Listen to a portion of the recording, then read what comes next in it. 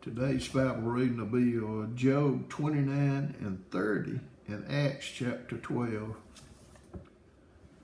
Job chapter 29.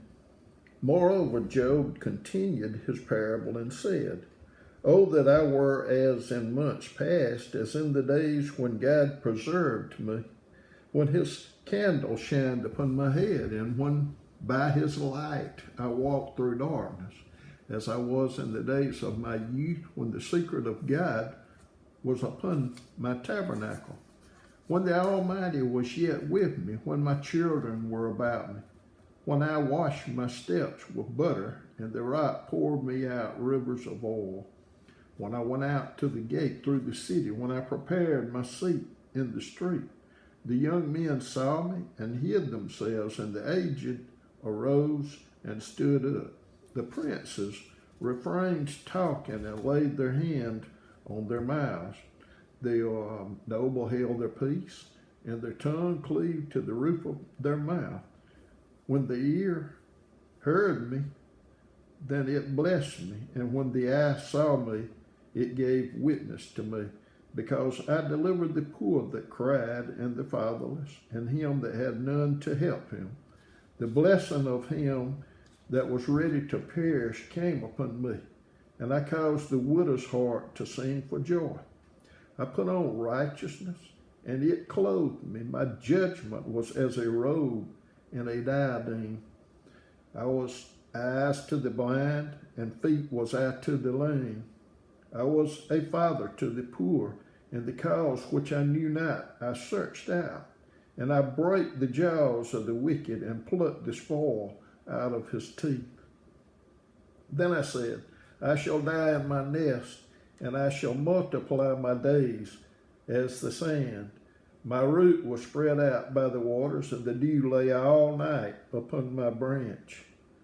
My glory was fresh in me, and my bow was renewed in my hand.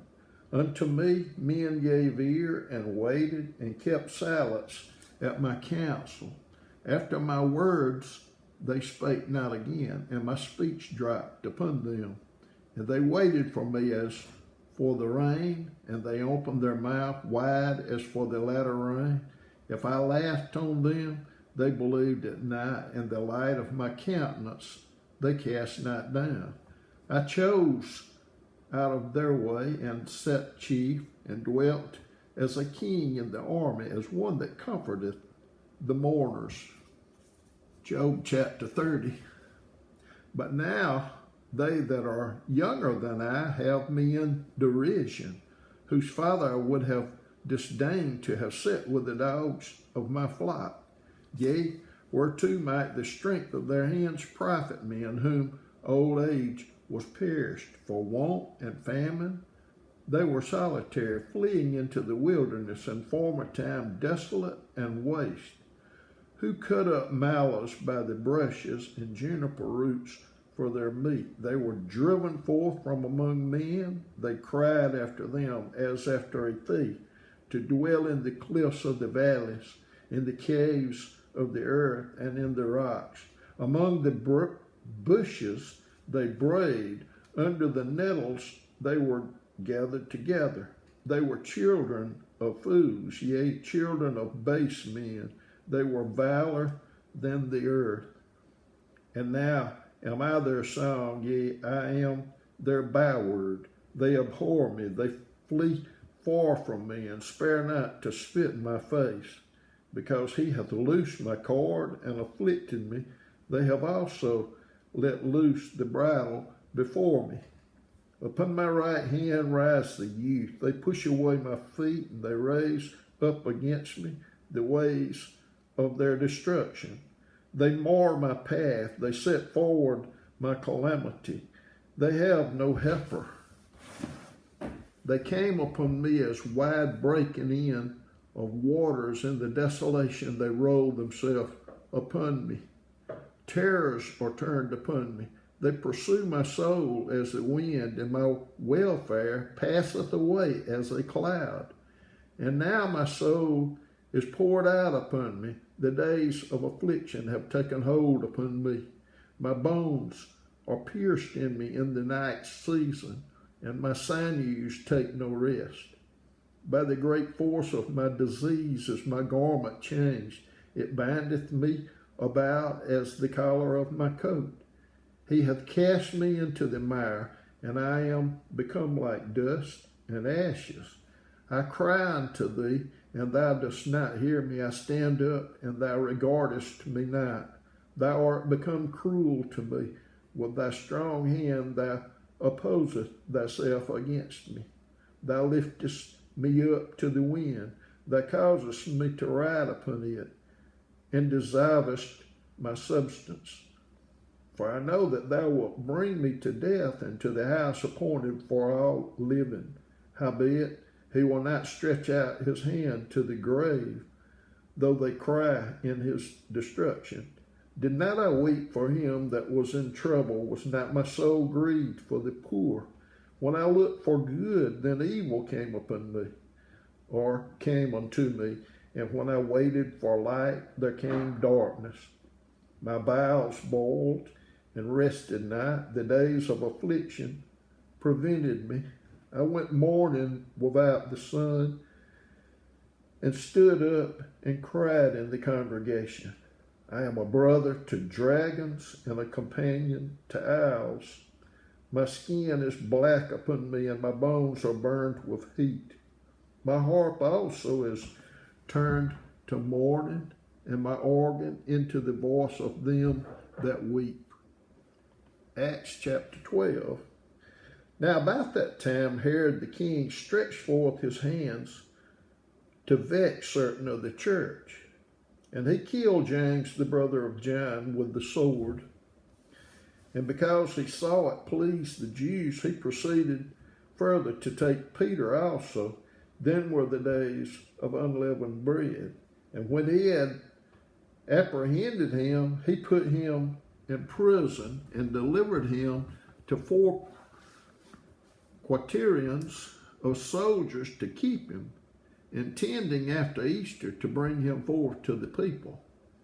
Peter therefore was kept in prison, but prayer was made without ceasing of the church unto God for him. And when Herod would have brought him forth the same night, Peter was sleeping between 2 soldiers, bound with 2 chains, and the keepers before the door kept the prison. And behold, the angel of the Lord came upon him, and a light shined in the prison, and he smote Peter on the side and raised him up, saying, Arise up quickly. And his chains fell off from his hands. And the angel said unto him, Gird thyself, and bind on thy sandals. And so he did. And he saith unto him, Cast thy garment about thee, and follow me. And he went out and followed him, and wist not that it was true which was done by the angel, but thought he saw a vision. When they were past the first and second ward, they came unto the iron gate that leadeth unto the city, which opened to them of his own accord. And they went out and passed on through one street, and forthwith the angel departed from him. And when Peter was come to himself, he said, Now I know of a surety that the Lord hath sent his angel, and hath delivered me out of the hand of Herod, and from all the expectation of the people of the Jews.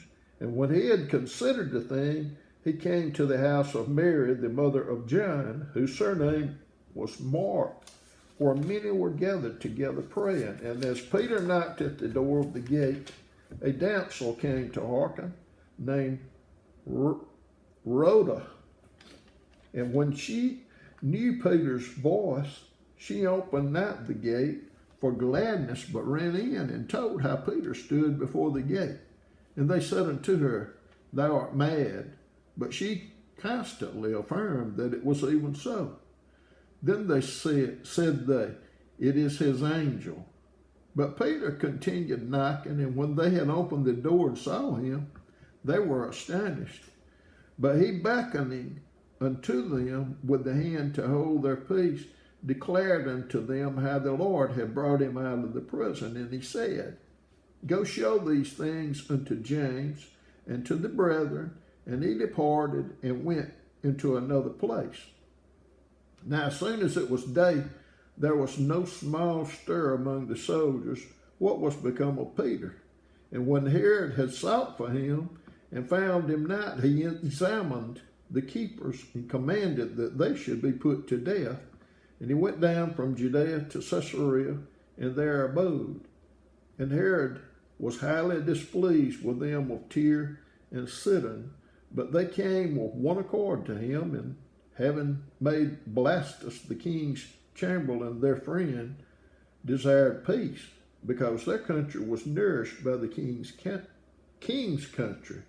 And upon a set day Herod, arrayed in royal apparel, sat upon his throne, and made an oration unto them. And the people gave a shout, saying, It is the voice of a God, and not of a man. And immediately the angel of the Lord smote him, because he gave not God the glory, and he was eaten of worms, and gave up the ghost. But the word of God grew and multiplied. And Barnabas and Saul returned from Jerusalem when they had fulfilled their ministry, and took with them John, whose surname was Mark.